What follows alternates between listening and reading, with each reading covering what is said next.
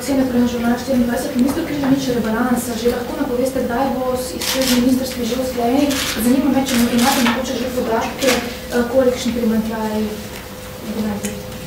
Torej, podatke o primanjkljaju imamo v skladu s sklepi vlade za ukrepe pri odpravljanju posledic sedanje finančne krize. Predvidevamo 2,2% delež primanjkljaja našega produkta v naslednjem letu. Če bomo tu prišteli še ostale primanjkljaje z ostalih bilanc, bomo prišli okoli 3%. Smo na meji maastrichtskega kriterija, če se bo kriza poglabljala. Odvisno je, kako bodo delovali avtomatski stabilizatorji, koliko bodo padli davčni prilivi, koliko se bodo povečali socialni izdatki. Smo pa že obvestili Evropsko komisijo, da smo šli na zgornjo mejo zaradi ukrepov pri odpravljanju posledic. S tem upamo, da če bodo vodeni koordinirano, a ne na ravni Evrope, da bodo zadostovali, da bo leto do prvoga.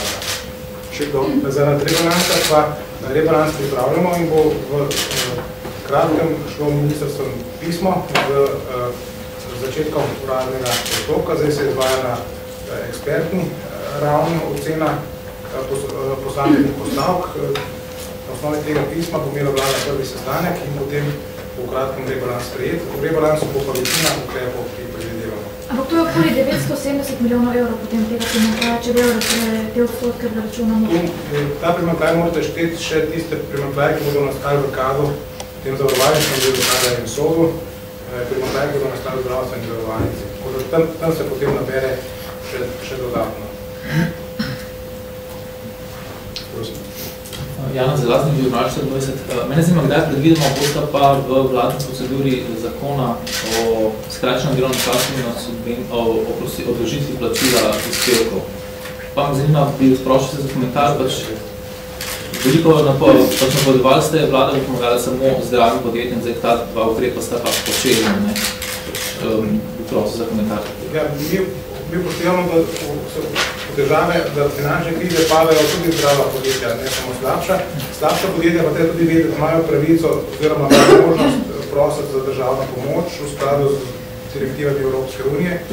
Če odproši več zapora, moramo mi potem to komunicirati naprej za Evropsko komisijo in če pripravijo ustrezen program razvojnega preboja, prevodata, potem to pomoč lahko dobijo in kombinirajo tudi z drugimi spodbudami in vključno s tema dvema zakonoma, ki bo prišla parlamentarno proceduro. Mislim, da bo to zdaj v kratkem sprejeta, vlada jih je že potrdila. Še izporočen. Prosim, vezano na gospodarsko situacijo. Zoran Potiž dela iz Kopra oziroma iz Slovenza prihaja precej relevantne informacije.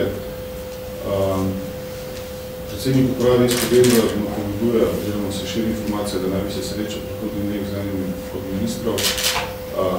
Govori se o tem, da je zaradi težav iz Slovenza v bistvu pol Primorske na prodaj. Kaj lahko vlada tu stori, da pač zaščiti neke interese, kako lahko ukrepa v teh primerih? Razmišljate kaj o tem? Kaj sporočate vsem tem, ki bojo trkali na vrata? Na neko izjavo je minister Vrhovnik že dal v zvezi s tem in jaz se z njim strinjam. Nisem jih zasledil. Včeraj je minister Vrhovnik že odgovarjal na vprašanja novinarjev v zvezi s tem in je rekel, da na sedanji stopni razvoja dogodkov vlada ne bo posegala v te dogodke. Rad bi vam povedal, da vlada seveda skupaj s krizno skupino ministrov in kot celota budno spremlja razvoj finančne in gospodarske negotovosti, ki smo priča. Kljub nekaterim kritikam na račun predloga zakona, ki bo zdaj na izredni seji obravnavan, menimo, da je bila odločitev vlade, da se bori za ohranitev delovnih mest, prava odločitev.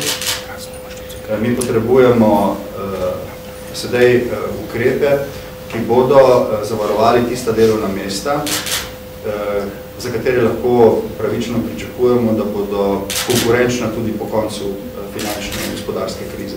In bilo škoda resurse sedaj poslati domov ali na trg dela, medtem ko lahko s tem ukrepom zavarujemo, bom rekel, sodelovanje teh ljudi v teh podjetjih, ki bodo tako pravično pričakujemo lahko po koncu krize dobila nova naročila in bodo poslovni dogodki stekli.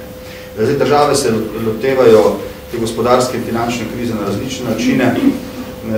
Mislim, da je Slovenija storila prav, ko se odločila, da postavi na prvo mesto poleg stremljenja, da so ti ukrepi razvojni, da povečujejo konkurenčnost, da postavi med prioritete tudi ohranjanje delovnih mest. S tem zagotavlja tudi neko stabilnost, socialno stabilnost v družbi, ki je v kriznih časih enako pomembna kot drugi ukrep.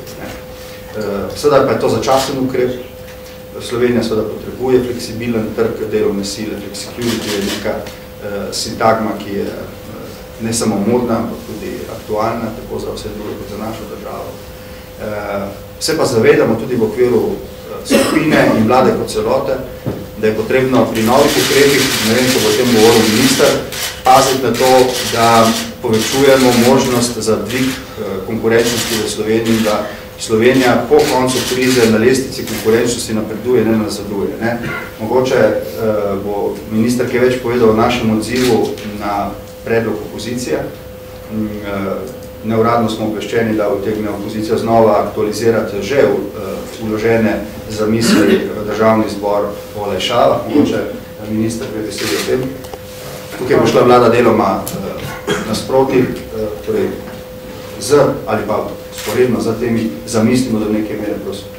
Torej, da bi izenačili položaj manjših DOO-jev družb z omejeno odgovornostjo z položajem SP-ov, samostojnih podjetnikov, kjer smo omogočili davčno olajšavo, 30% davčno olajšavo na reinvestiran dobiček, bomo pripravili predlog sprememb zakona o davku na dohodek pravnih oseb, tako da bo v skladu s pravilom minimis, pravi do 200 000 evrov, omogočena tudi davčna olajšava na reinvestiran dobiček pri družbah z omejeno odgovornostjo. To bo šlo za vse družbe, tudi za večje, vendar mi pričakujemo, da predvsem tiste manjši podjetniki z enim zaposlenim ali sami, bodo potem v povsem enakem položaju kot SP-ji, kar se tiče plačevanja davka na dobiček, na davko dohodka pravnih oseb. To se da narediti kot amandma v predlogu Demokratske stranke ali predlogno zakon, to bo ali pač presojali, kaj najlažje. Bo pa to zdaj eno od ukrepov, dodatnih ukrepov k tem, ki so že prišli. Moram reči, da je finančno ministrstvo z našimi ukrepi, sprejetimi na decembrski seji vlade za odpravljanje posledic finančne krize, seznanilo z Evropsko komisijo. Z njo smo imeli potem tudi posebno videokonferenco, kjer smo razjasnili posamezne ukrepe in zdaj preko rebalansa bo večina teh ukrepov uvedenih in bodo dejansko spodbujali uvajanje novih tehnologij, novih podjetij in učinkovitejšega gospodarjenja in računamo s posledico tudi bistvenega izboljšanja zunanje trgovinske menjave. Še kakšno vprašanje? Ne?